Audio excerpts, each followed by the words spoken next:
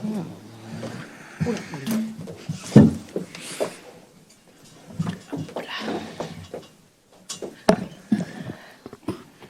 suis dans la perche. Allez. Karim? Salut Pape. Je ne sais pas si on t'a vu, donc on te souhaite une bonne année 2023. À toi, à tous tes proches.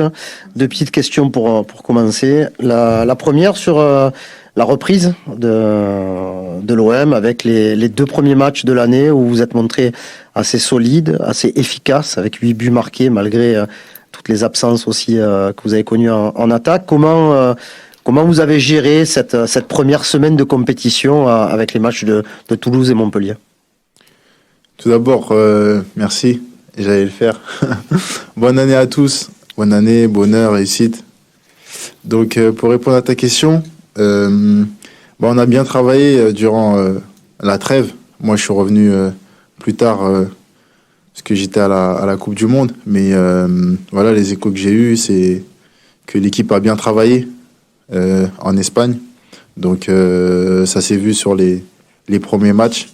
On a su mettre du rythme, imposer ce qu'on devait faire et mettre dans notre jeu. Donc, c'est de bon augure pour la suite. Et la deuxième question, elle est plus d'actualité, quoi, avec ce match de Coupe de France. Tu dis régulièrement l'OM est le plus grand club français, mais l'OM n'a plus gagné la Coupe de France depuis 1989. Dans ta tête et dans votre tête, à quel niveau arrive cette compétition que vous allez aborder à partir de samedi? C'est un match très important. On le sait, comme il a pu le dire ce matin, le coach. C'est un match qu'on veut gagner. C'est une compétition qu'on veut remporter. Voilà, on est Olympique de Marseille. On se doit de montrer à chaque match qu'on est une grande équipe. Et c'est un match à élimination directe. Donc demain, samedi, c'est une finale. Ludovic. Bonjour Pape. Karim l'a rappelé, l'OM n'a plus gagné la Coupe depuis 89 et n'a plus de trophée depuis 2012. Est-ce qu'il y a un certain poids sur cet effectif par rapport à cette disette? Non, après, on sait tous que ça fait longtemps que le club a pas remporté de trophée, malheureusement. Maintenant, on travaille pour faire du mieux possible. On l'a vu en championnat, on est de mieux en mieux. On n'est pas très loin du premier. Donc demain, samedi, c'est un match. Ça va être un match important, comme je vous l'ai dit. Ils vont être aussi là pour nous titiller et gagner ce match. Donc on a l'habitude des matchs de Coupe de France, qui sont pas sous-estimés et à donner le maximum. Et c'est ce qu'on va faire samedi. Bruno. Oui, bonjour Pape. Deux petites questions par rapport à ça. Justement, l'OM en 15 ans s'est fait sortir 5 fois par des équipes de niveau inférieur, surtout de niveau amateur. Est-ce qu'on y pense quand on est joueur professionnel comme vous à un moment donné, dans la préparation du match, on se dit attention de ne pas faire les clowns là, parce qu'on va encore faire rire tout le monde. Est-ce que ça entre aussi dans la préparation, par exemple, ou dans le match, ça déjà? Ouais, c'est vrai que ça rentre dans notre tête, comme vous l'avez dit. C'est comme je vous ai dit, c'est des matchs à élimination directe. Voilà, on n'est pas en championnat. On doit marquer le plus rapidement possible. On sait très bien que s'ils marquent en premier, c'est un club amateur, donc ils vont forcément fermer, et c'est là où ça va être compliqué. Donc on sait qu'on doit être 2 fois plus vigilant et attentif à ce qui peut se passer. Il n'y a plus de prolongation en plus. Ça joue aussi souvent pour le plus petit. Et l'autre question, elle rejoint celui des collègues. On a l'impression, peut-être que je me trompe, mais que c'est compliqué pour l'OM d'aller gagner le championnat, d'aller gagner un titre par le biais du championnat maintenant qu'il y a le Paris Saint-Germain, même si d'autres l'ont montré. C'est compliqué en Coupe d'Europe. Il n'y a plus la Coupe de la Ligue et on a vraiment cette impression que pour aller chercher un trophée, c'est peut-être la Coupe de France qui est le chemin le plus court. Êtes-vous d'accord ou pas? On en parlait en plus il y a récemment dans le vestiaire. On se disait que le niveau de la Ligue 1 il était de plus en plus relevé. Il y a énormément de bons joueurs, de bonnes équipes. Tout le monde peut battre n'importe qui. Donc oui, on a conscience que le niveau de Ligue 1 est de plus en plus fort. Et après, voilà, c'est à nous de montrer ce qu'on est capable, ce qu'on sait faire à chaque match. Voilà, on est sur une bonne lancée, on va essayer de continuer en Ligue 1. Après, voilà, il y a plus la Coupe d'Europe, il y a plus la Coupe de la Ligue. Donc voilà, il reste la Coupe de France. Donc on se doit de gagner ce match pour continuer notre aventure. Romain. Ouais, Pape, salut. J'ai 2 questions, si tu me le permets. La première, j'aimerais bien parler tactique avec toi. Ouais. Les milieux de terrain sous Igor Tudor, c'est un rôle assez particulier. Vous êtes beaucoup en déclenchement de pressing, vous changez de joueur marqué selon la zone. Enfin, on a l'impression que c'est vraiment très particulier. Est-ce que tu peux décrypter, sans rentrer forcément dans les secrets d'Igor Tudor, mais si tu peux nous décrypter un peu la fonction de milieu de terrain sous Igor Tudor, s'il te plaît? Bah, c'est vrai que on doit faire énormément de choses. Après, comme tout poste de l'équipe, on s'adapte à nos coachs. Mais oui, c'est vrai qu'on a beaucoup de tâches à effectuer. Après, on prend le temps de les répéter à l'entraînement. On fait beaucoup de jeux man-to-man pour suivre nos joueurs. Voilà, on a une responsabilité. Et après, je vais pas vous donner, les petits secrets parce que on nous écoute. Mais ouais, ça me plaît. Ah, ça me plaît. Je serais fou si ça me plaît pas. Non, ça me plaît. Tant qu'on gagne et que tout le monde sait ce qu'il a à faire, c'est l'essentiel. Un peu plus perso sur ta situation au club. Tu n'as plus qu'1 an et demi de contrat. Tu as dit il y a quelques jours que tu allais rencontrer les dirigeants pour faire le point. Moi, j'ai pas dit c'est moi j'allais rencontrer. Oui, il va y avoir des discussions, tu as dit. Est-ce que ça a avancé? Et sinon, est-ce que ta situation par rapport au tribunal arbitral du sport bloque tout mouvement cet hiver?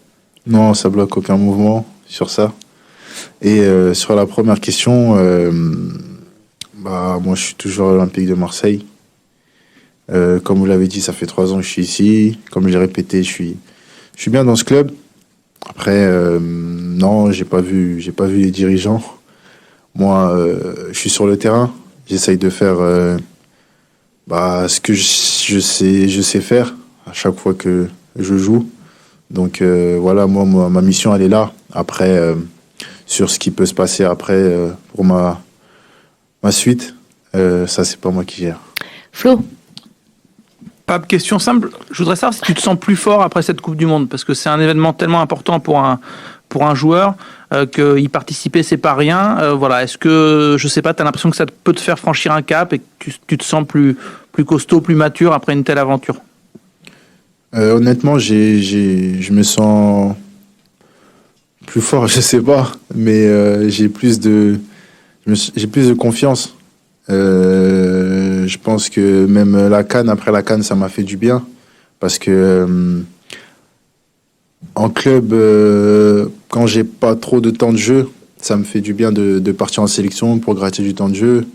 Et voilà, je joue à côté de très grands joueurs. Donc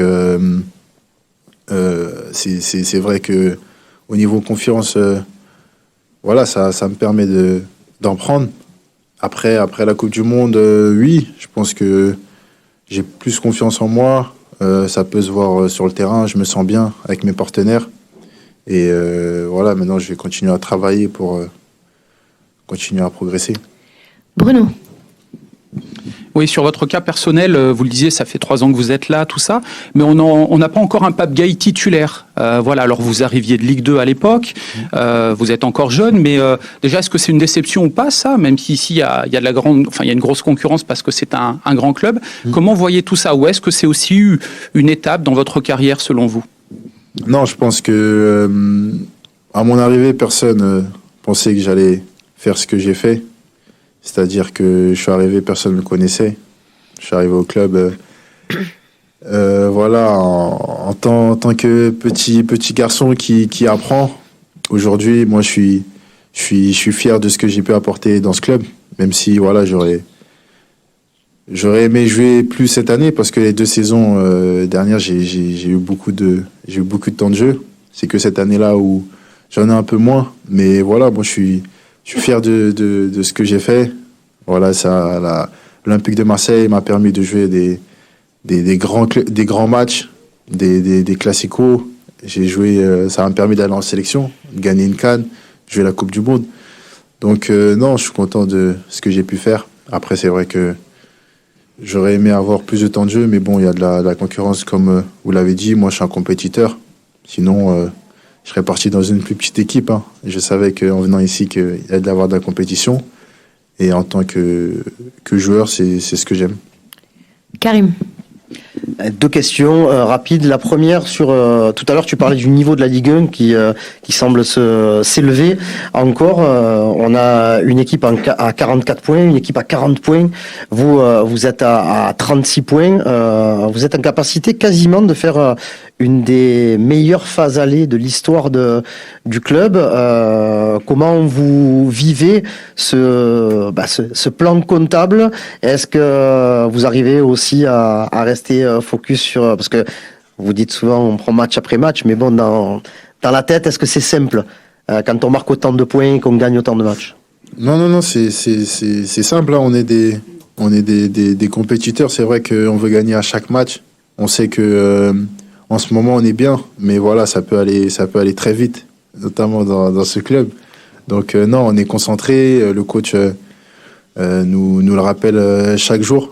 Voilà, comme quoi, comme vous l'avez dit, c'est match après match. On ne doit pas s'enflammer parce que voilà, un point à la fin de l'année, ça peut être quelque chose de très important.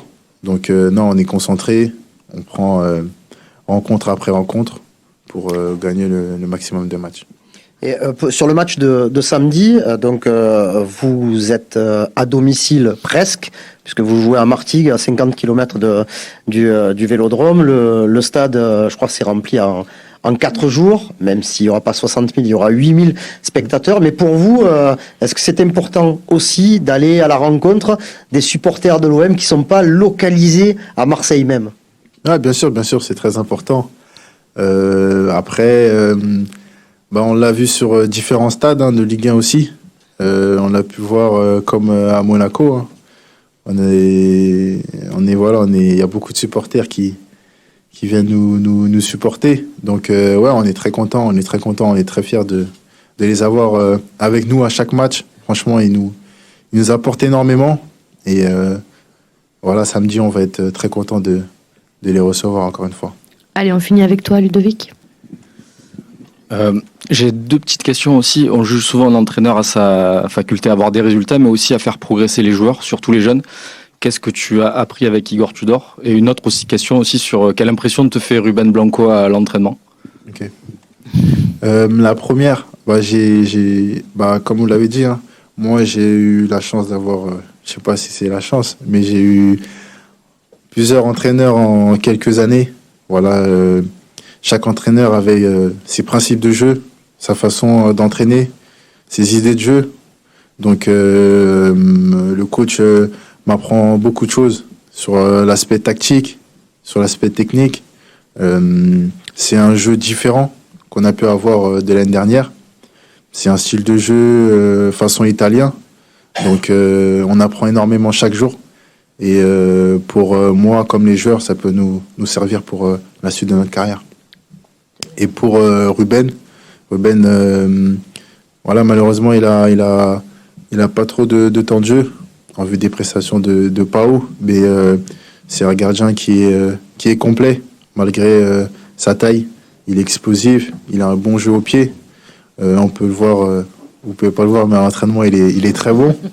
Donc non, il continue à travailler. En plus de ça, c'est un bon mec et c'est un bosseur.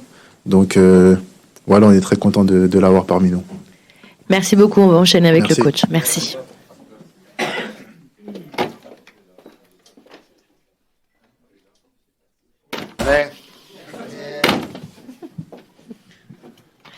Allez, on démarre. Karim. Ah, pardon. Alessia, tu es avec nous? Ciao Alessia, ciao. Oui. Oui, merci. Ciao, mister. Bonne année, Alessia. Merci à vous aussi. Buon anno. Grazie. Grazie. Bonjour coach, on on va mettre le championnat de côté pendant quelques jours. Vous savez qu'il y a une attente, une énorme attente de la part des supporters de l'OM autour de cette compétition, la Coupe de France, le dernier à avoir soulevé le trophée, c'était Jean-Pierre Papin. Donc ça prouve bien que ça fait longtemps. Dans votre esprit à vous, qu'est-ce que représente la possibilité d'aller chercher ce trophée-là cette saison?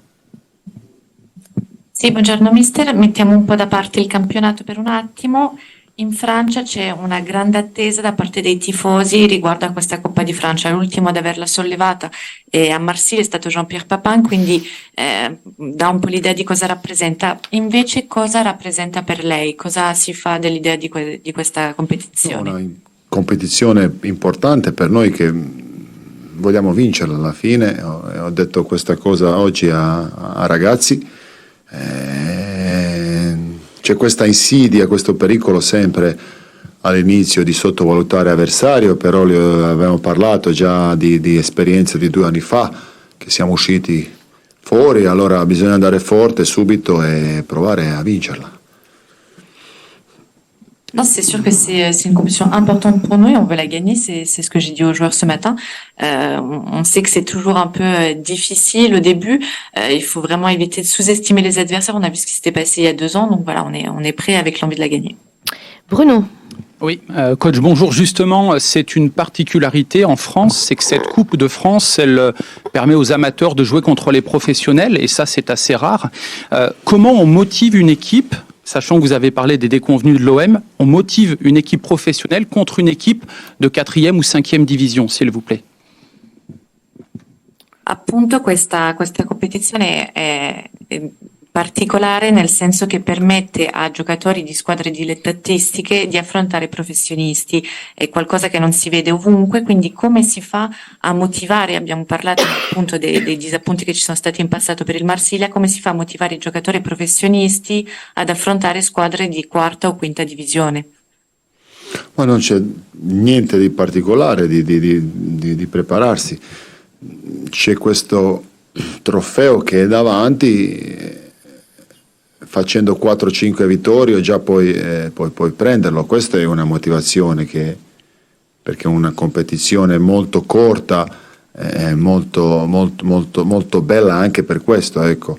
I giocatori ci tengono e la affronteremo con la squadra miglior possibile, ecco, perché anche siamo in pochi, allora le scelte saranno anche un po' obbligate di questa gara. Alors, il n'y a pas une préparation particulière, on a un trophée qui est face à nous et en 4-5 matchs, on est en mesure de la remporter, donc je pense que c'est une motivation supérieure, c'est une compétition courte, c'est ce qui fait son charme aussi, et donc on y tient vraiment et on tient à affronter nos adversaires avec la meilleure équipe possible, sachant qu'on a aussi le banc qui est un peu court, comme on sait, on n'a pas beaucoup de joueurs, donc les choix seront obligatoires. Ludovic. Bonjour. 2 questions. La première, très simple. Est-ce que Samuel Diego sera opérationnel samedi? Quindi prima domanda, Gigo sarà disponibile sabato? No, non ancora per questa botta. Non c'è Klaus, non c'è Nuno, non ci sono quelli 3 di prima, non c'è Touré che è andato, Dimitri ancora c'ha un po' di problemi. Oggi eravamo in pochi, ecco, in 13-14. Vedremo, però la squadra sarà importante, bisogna spingere dall'inizio, non lasciare possibilità alla squadra di allargarsi, ecco, di dargli un po' di possibilità di credere che la possono fare. Noi vogliamo andare forte dal primo secondo, ecco, questo sarà approccio. Alors non, il est pas encore disponible, Klaus non plus, Nuno non plus, Touré est parti maintenant, Dimitri a encore quelques problèmes, donc c'est vrai qu'aujourd'hui on est en petit comité avec 13-14 joueurs, mais bon, il faudra quand même mettre sur le terrain une équipe importante, pousser dès le début, pas laisser de chance à l'adversaire, pas lui laisser la possibilité de croire qu'ils peuvent réussir à l'emporter, donc voilà, c'est un peu la mentalité qu'on va avoir dès le début. Et deuxième question, quelle impression vous fait Ruben Blanco et est-ce que vous envisagez de le titulariser samedi? Sì, sarà Ruben in porta, sì, quella. Capito, sì. E che impressione gli fa in generale? Buona, un ragazzo per bene, che si allena sempre bene, e quando era bisogno era sempre pronto. Non, il m'a fait une bonne impression. C'est un joueur qui travaille bien et qui a toujours été prêt lorsque j'ai eu besoin de lui. Et en effet, il sera titulaire, c'est lui qui jouera samedi. Karim. Coach, vous avez parlé de l'effectif qui est un petit peu plus court là, avec les blessures et la suspension de Nuno. Vous n'avez plus de Coupe d'Europe en deuxième partie de saison, donc difficile aussi de donner du temps de jeu à certains joueurs qui en manquent. Est-ce que ce genre de match aussi, même si vous voulez mettre la meilleure équipe possible, peut vous servir à donner un peu de temps de jeu à certains qui en ont pas énormément? Je pense à Bamba Dieng, à peut-être au jeune Salim Benseghir. È una rosa molto corta, l'ha detto lei stessa, e dovuto agli infortuni, anche giocatori che magari non possono giocare dovuto a espulsioni, come ad esempio Nuno. È difficile anche riuscire a dare minutaggio a giocatori che giocano meno, dato il calendario che è molto fitto, ma pensa che appunto questa competizione sia l'occasione di far giocare quelli che solitamente lo fanno meno, pensando magari a Bamba Dieng, anche al giovane Benseghir. No, Benseghir non parte, invece Bamba parte, però non perché è Coppa, perché è un giocatore importante per noi, è un giocatore forte, ecco, lui giocherà sicuro e anche questo resto di stagione io ho voglia di utilizzarlo di più di prima parte, ecco. Alors non, Benseghir commencera pas. Bamba par contre est titularisé, mais pas parce qu'on a peu de joueurs, mais parce que c'est un joueur qui est fort. Je pense qu'il a des qualités et j'ai vraiment envie de pouvoir l'utiliser plus que cette première partie de saison qu'on a eue. Bruno. Oui, coach, Sampaoli avant vous, Villas-Boas avant vous voulez marquer aussi l'histoire du club avec un trophée. Ça fait plus de 10 ans que l'OM n'a pas gagné quelque chose. Est-ce que pour vous, vous en avez parlé en préambule, mais cette Coupe de France, c'est l'objectif prioritaire de la saison, là, de la fin de saison, maintenant qu'il n'y a plus de Coupe d'Europe, ou est-ce que se qualifier de nouveau pour la Ligue des Champions par le biais du championnat, c'est important? Et le plus important, s'il vous plaît. Allora, i suoi predecessori Sampaoli e Villas-Boas prima volevano segnare, fare la storia del club vincendo un trofeo, quello che non è stato possibile negli ultimi anni. C'è stato questo digiuno un po' di trofei, di titoli. Pensa lei che l'obiettivo quindi attuale sia vincere la Coppa di Francia, o pensa che sia importante anche, o addirittura più importante, riuscire a qualificarsi per la Champions l'anno prossimo tramite il campionato? Ma non lo so cosa è più importante, è ora da valutare, però noi vogliamo fare tutte e due cose, perché vogliamo portare trofei e vogliamo anche andare in Europa il prossimo anno, che è importante. Ecco. Alors, je ne sais pas ce qui est le plus important, mais ce qui est sûr, c'est qu'on veut faire les deux, puisque on veut remporter ce trophée, mais on veut aussi aller en Ligue des Champions en Europe. Flo.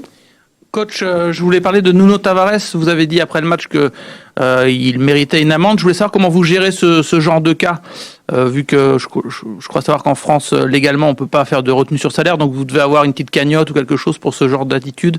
Voilà, comment vous gérez la chose si c'est pas indiscret? Una domanda su Nuno Tavares. L'altra sera ci ha detto che meritava di prendersi una multa. Come fate? Perché in Francia non è possibile scalare dallo stipendio direttamente dei giocatori, quindi non so se avete un piccolo conto in comune, qualcosa, appunto, come si può affrontare questa situazione, come fate solitamente, se si può chiedere. Lo fanno tutti i club, sono regolamenti anche interno tra giocatori, ecco, è una cosa che fanno tutti i club, non ha importanza in che modo, però se uno arriva in ritardo a colazione c'è una multa, se uno non si presenta, magari fa una cosa un po' più grave, c'è multa più grande, sono le cose normali di calcio che succedono a tutti i club, ecco. Non è una questione di multa, è questione di rispetto verso l'altro, ecco, perché se uno viene in tempo vuol dire che si è comportato giusto, che magari anche ha corso per arrivare in tempo, invece altro ha fatto con calma, allora è una questione di rispetto, ecco. Alors, je pense que c'est comme tous les clubs, il y a des règlements internes pour les joueurs. Ça, c'est quelque chose qui vaut pour tout le monde. Si les joueurs sont en retard, par exemple, au petit déjeuner, il y aura une amende. S'ils font des choses qui sont plus graves, il y aura une amende plus importante. Donc, au final, c'est pas tant la question de l'amende qui est importante, mais la question du respect. Par exemple, s'il y a quelqu'un qui a couru pour arriver à l'heure et une autre personne qui a pris son temps et qui est en retard, c'est un manque de respect envers les personnes qui sont là au moment nécessaire. Donc voilà, c'est plus cette question de respect. Aggiungo che lo gestiscono i giocatori tra di loro, ecco, non è una cosa che io neanche non devo intervenire, intervengo raramente, però è una cosa tra di loro che lo gestiscono loro e giustamente, perché tra di loro c'è un grande rispetto, ecco. Et je veux juste ajouter que c'est quelque chose qui est géré directement par les joueurs entre eux. Moi, j'interviens que très rarement, ou je n'interviens pas parce que voilà, c'est quelque chose qui les concerne et il y a un grand respect mutuel de la part des joueurs. Donc voilà, ça les concerne eux seulement. Xavier. Ouais, bonjour coach. Une petite question, bilan projection. Vous êtes arrivé cet été et aujourd'hui quand on regarde votre équipe, les principes de jeu sont clairs, la philosophie est établie comme votre système de jeu. En championnat, vous avez la 2e meilleure attaque, la 3e meilleure défense. Finalement, pour la deuxième partie de saison, quelle marge de progression vous voyez à votre équipe et finalement, quelles sont vos espérances? Est-ce que vous avez des souhaits particuliers sur des cas individuels ou à titre collectif sur des éléments techniques, tactiques comme le pressing, l'équilibre de votre équipe? Merci. Giusto per fare un piccolo bilancio, lei è arrivata quest'estate e ormai sono molto chiari i principi di gioco, anche il livello tattico della squadra, avete il secondo migliore attacco, la terza migliore difesa, quindi per lei ci sono ancora margini di miglioramenti, ha delle speranze a livello individuale anche per alcuni giocatori in particolare oppure a livello proprio di squadra pensa che sia necessario ancora soffermarsi su aspetti tecnico-tattici come ad esempio il pressing o cose del genere? Mia esperienza mi dice che se tu 3-4 elementi non fai quello che fai di solito si perde facile le cose che fai. Con meno partite chiaramente c'hai più tempo di lavorare, ecco. Con più tempo, cioè per esempio per me ultime 2 gare con la palla penso che la struttura di come attacchiamo è un po' migliorata, invece secondo me senza palla possiamo fare meglio, ecco. Io noto questi magari piccoli che per me sono grandi dettagli, ecco. Però è un lavoro quotidiano, settimanale, che va fatto fino alla fine giorno di allenamento, ecco. Anche dal punto di vista fisico io lavoro forte, come lo già sapete, tutto l'anno, non è che ora non ci sono preparazioni, allora abbiamo settimana piena e che si perde il tempo, no? Si lavora forte per arrivare domenica con la condizione giusta, perché anche facendo questo tipo di calcio che è un po' diverso, è un po' esagerato se si può dire, bisogna veramente stare bene, se non stai quasi al massimo fai anche fatica di farlo, ecco. Allora per questo non c'è un secondo di rilassamento. Alors, mon expérience me dit que si on arrête de faire ce qu'on a toujours fait durant 3-4 entraînements, on perd et on oublie très rapidement les choses. Donc, c'est vrai que moins on a de matchs, plus on a de temps de travailler pour l'entraînement. Après, par exemple, de mon point de vue, les deux derniers matchs, je pense qu'au niveau de la structure offensive, on a réussi à s'améliorer. Par contre, sur les phases sans ballon, on a encore une marge de progression. Donc, voilà, c'est un travail quotidien, un travail hebdomadaire. On travaille aussi beaucoup du point de vue physique, puisque vous le savez, c'est une des caractéristiques de notre jeu. Et ça, c'est quelque chose qu'il faut faire toute l'année. Sinon, on ne peut pas jouer de la meilleure des façons, puisque je pense que il faut vraiment, pour ce foot qui est un peu différent, voire même exagéré, si on n'est pas au maximum, c'est très dur d'avoir un bon rendement. Et donc, nous, l'objectif, c'est vraiment de travailler toujours, tout le temps, pour être ensuite dans les meilleures conditions le dimanche. Bruno. Coach, vous avez un petit peu répondu, mais êtes-vous surpris et agréablement surpris de voir votre équipe à ce niveau-là dès la reprise? Vous nous disiez il y a une semaine, il y a toujours un petit point d'interrogation après une trêve. Et qu'est-ce qui vous a peut-être plus plu dans votre équipe, voilà, même si vous avez, et d'autant plus que vous avez beaucoup travaillé physiquement, il y a encore une semaine, 10 jours avant le retour face à Toulouse. Voilà. Allora, già risposto in parte, ma è stato quindi piacevolmente sorpreso dal livello della sua squadra alla ripresa del campionato, sapendo che ci aveva detto anche che c'è sempre un po' un punto interrogativo dopo la sosta, e cosa gli è piaciuto di più da parte della squadra, sapendo che appunto, come lo ha già accennato, avete lavorato anche tanto a livello fisico prima della partita contro Tolosa.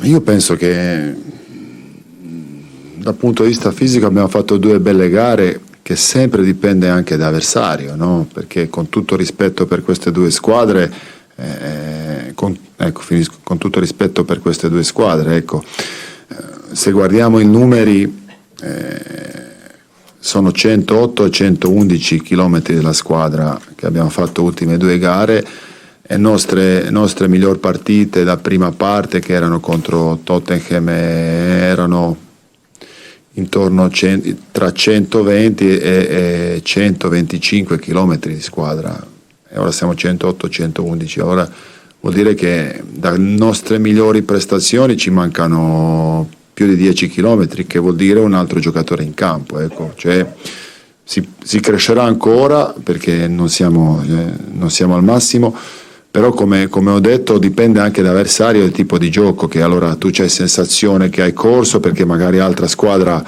è un livello un po' così, però sarà un progresso ancora verso su, perché è giusto così, ecco.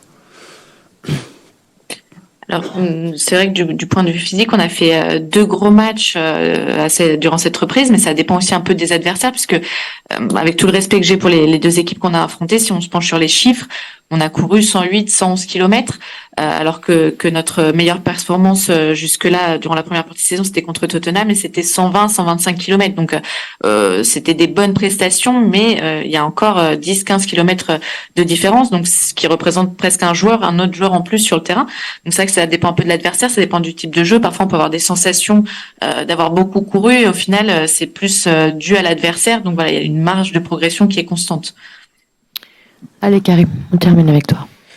Coach, je crois que c'est la première fois que vous êtes privé de vos 2 pistons titulaires, Jonathan et Nuno Tavares en même temps. Pour Nuno, on sait qu'il n'est pas là pendant 3 matchs. Pour Jonathan, on attend de connaître le verdict définitif. Les joueurs qui sont censés les remplacer n'ont pas vraiment les mêmes facultés et capacités à occuper ce poste. Comment vous allez travailler dans ce sens avec peut-être avec Issa et Sead pour qu'ils arrivent à apporter ce que vous attendez? Allora, è la prima volta quest'anno che dovrà giocare senza i suoi esterni Klaus e Tavares insieme in contemporanea. Sappiamo che Nuno non ci sarà per 3 partite, per quanto riguarda Jonathan ancora dobbiamo aspettare l'esito finale, e quindi come lavora con i sostituti, che potrebbero essere Issa o Sead, in questo ruolo, sapendo che magari hanno capacità anche diverse in questa posizione. No, 2 soluzioni più scontate sono Sead e Caboret, anche se Andre Cengiz lo può fare in extremis quel ruolo là a destra. Mi sembra anche Roger, che ha fatto una mezz'oretta quest'anno. Sono 2 soluzioni un po' estreme, perché non si sa mai. Queste 2 invece sono quelle più logiche, andremo in quella direzione là, ecco. Oui, c'est vrai qu'on a 2 solutions. La première, c'est comme vous l'avez dit, Sead et Issa Caboret, même si on a aussi la possibilité d'avoir Under qui peut le faire sur le côté droit, et Rongier qui l'a fait aussi sur le passé, bien que ce soit une solution un peu plus extrême, et donc on préférait partir dans la direction de la première. Mais ça sera, quoi qu'il arrive, ça sera différent de ce que vous voyez habituellement, quoi. Ad ogni modo sarà diverso di quello che vede solitamente. No, i principi e le cose da fare sono sempre uguali, ecco. Penso che Sead è un buon momento, sia quinto sia terzo, sta bene, questa è una bella cosa. Issa non mi è piaciuto come è entrato ultima gara, perché era un po' come sorpreso, no? E non si è preparato il modo giusto. Primo tempo ha sbagliato troppo, invece il secondo si è un po' ripreso, però Issa, quando in prima parte di stagione, quello poco che ha giocato, era pronto sempre, ha fatto anche bene, ha fatto anche gol. in una partita, è un ragazzo con grande applicazione, voglia di fare, ancora giovane, però ecco, si può contare su di lui. Alors, les principes et les choses à faire restent les mêmes. Donc, c'est vrai que Saad, il est dans un bon moment, sur une période positive. Il peut jouer comme défenseur central ou il peut jouer piston. Issa, c'est vrai que sur le dernier match, il m'a pas beaucoup plu la façon dont il est rentré. Il a fait trop d'erreurs. Il semblait un peu surpris. Mais dans la première partie de saison, quand il a joué, les fois où il jouait, il était prêt. Il a même marqué un but. Donc, c'est un joueur qui s'applique, qui a envie et qui est jeune, mais qui peut encore s'améliorer. Merci beaucoup. These three, no questions.